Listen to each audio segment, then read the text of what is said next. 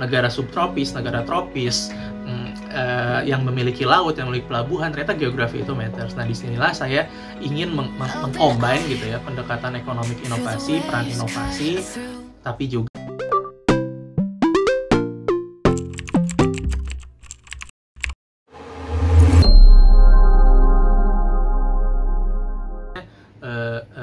studi master saya banyak bicara tentang salah satunya peran negara dan bagaimana ternyata sistem inovasi ini adalah sistem yang dibuat bersama oleh seluruh pihak di suatu unit of analysis ya, entah itu negara, lokal atau ya ekosistem yang sifatnya klaster kecil gitu. Itu banyak peran di sana.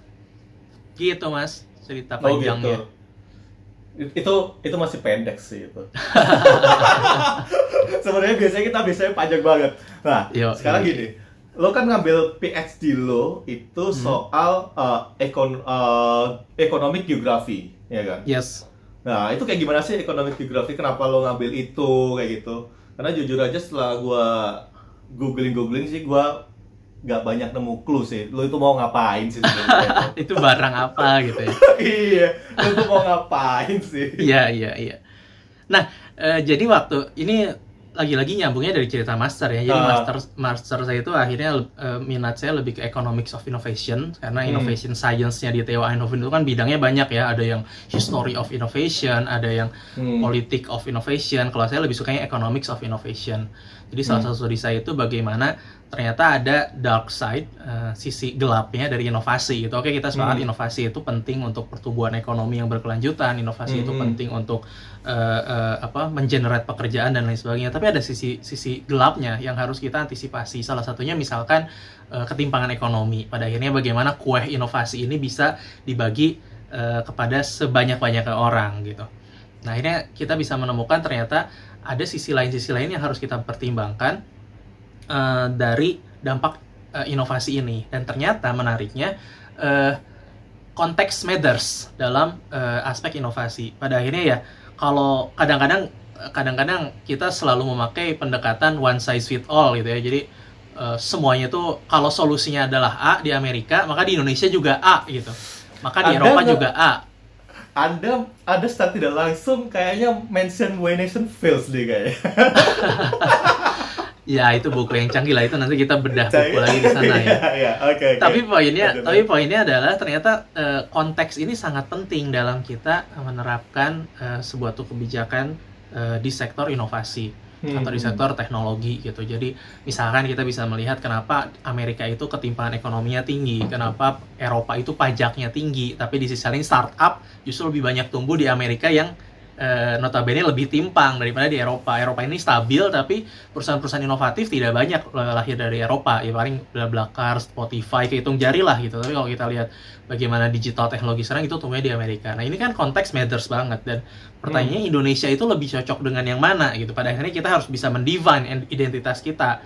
Dan kisah-kisah sukses dari negara-negara maju itu hanya menjadi semacam benchmark lah ya, hikmah, kita ambil hikmahnya, tapi nggak bisa kita langsung copy paste bagaimana itu bisa langsung berlaku di Indonesia. Nah, di sanalah akhirnya saya tertarik dengan program yang ditawarkan oleh London School of Economics ini, khususnya program Economic Geography. Jadi Economic Geography ini memang akarnya berangkat dari sumber yang berbeda ya. Economic of Innovation ini banyak hidup dari Belanda, jadi dia cerita tentang inovasi yang sifatnya evolutionary, jadi pertumbuhan ekonomi itu dilihat dari akumulasi sejarah. Tapi di sisi lain ada satu mazhab ekonomi yang menarik nih, yang banyak hidup. Awalnya Paul Krugman ya dari US, pemenang Nobel US. Jadi dia melihat geografi matters gitu. Jadi yang namanya spasial, yang namanya tempat, yang namanya lokasi ini sangat matters. Walaupun ini debat, kalau kita ingat bukunya Daron Acemoglu, dia nggak sepakat ya. Karena negara Korea Utara dan Korea Selatan ini geografinya sama.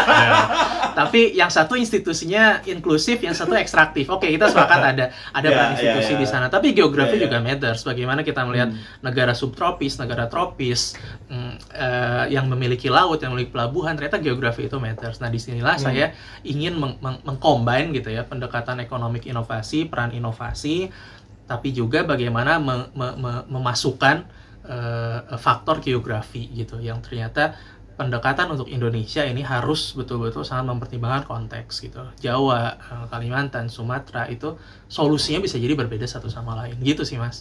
Oke. Gua tertarik sama yang lo tadi, kalau misalnya di US inovasinya tinggi, malah kesenjangan sosialnya semakin tinggi. Ya kan? Padahal banyak banget narasi yang mengatakan bahwa inovasi itu yang memberikan lapangan pekerjaan ke orang gitu. Contohnya kalau misalnya di Indonesia. Toko e-commerce lah, atau marketplace, atau Grab, Gojek, itu kan mereka kan membuka lapangan pekerjaan kan. Nah, ini menjadi sebuah hal yang kontradiktif kalau misalnya yang lo state tadi itu.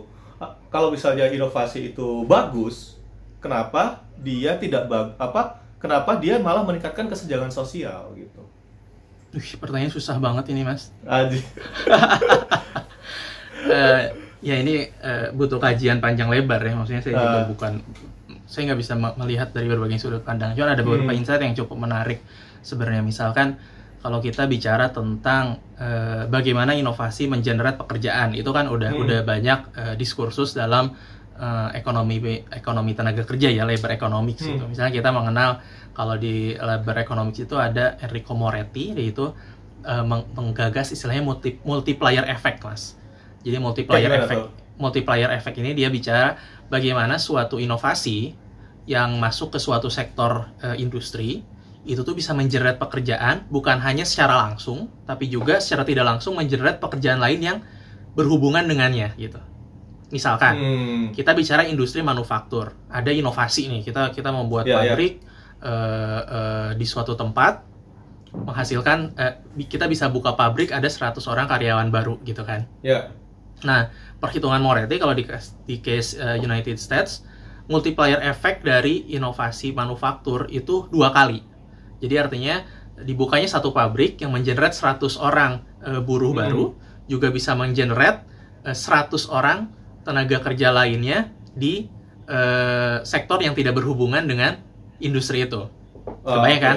Tukang cilok, jasa laundry, terus pasar murah, kos-kosan gitu. Nah, itulah kenapa innovation sector atau high tech sector tuh is not only about jobs, tapi itu tentang multiplier effect-nya gitu.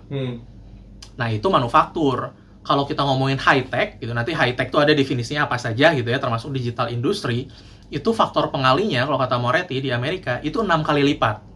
Jadi misalnya kalau Apple bikin perusahaan, meng-hire 100 orang dan sektornya berbasis digital, itu bisa meng-attract 6 kali lipat pekerjaan yang tidak berhubungan dengannya. Ya termasuk tadi itu kan, kalau Apple tuh bukan hanya kos-kosan, bahkan apartemen gitu ya. Kalau pabrik tuh mengenerate kos-kosan, tapi kalau digital industry itu meng-attract high talent migran, dan dia belinya apartemen, nggak mau dong tinggal di kos-kosan. Lihat aja Mas Hatta kan, dari Surabaya migrasi ke Jakarta, gajinya menarik, ya ngapain tinggal di kos-kosan, gue beli apartemen gitu kan. Ya artinya kenapa kos-kosan dulu, betul ya, itu evolusi kehidupan gitu. Tapi poinnya kan akhirnya high tech sector yang innovation intensity-nya tinggi itu benar-benar memberi berkah buat banyak orang gitu kan. Ya di satu sisi ya karena gajinya juga tinggi, akhirnya spendingnya untuk society lebih banyak gitu kan.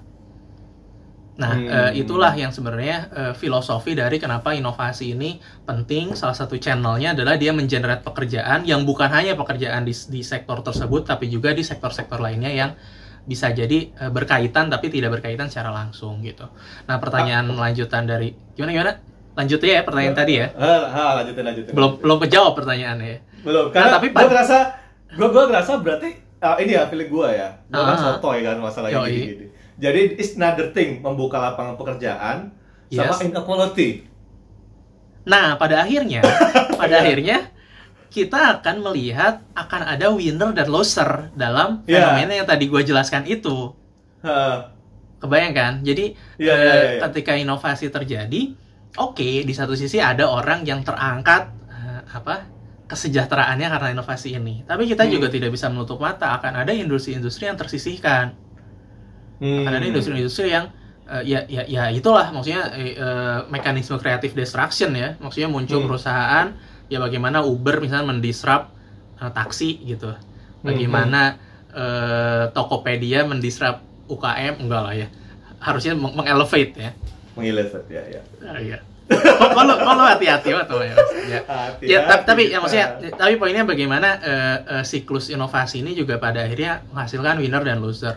Oke, di satu kalau teori ekonominya di jangka panjang semua itu akan menjadi winners gitu kan. Seperti zaman dulu agriculture, orang-orang jadi yang awalnya petani, dia di PHK dulu nggak punya kerja, tapi lama kelamaan setelah stabil dia akan gabung menjadi buruh di manufaktur.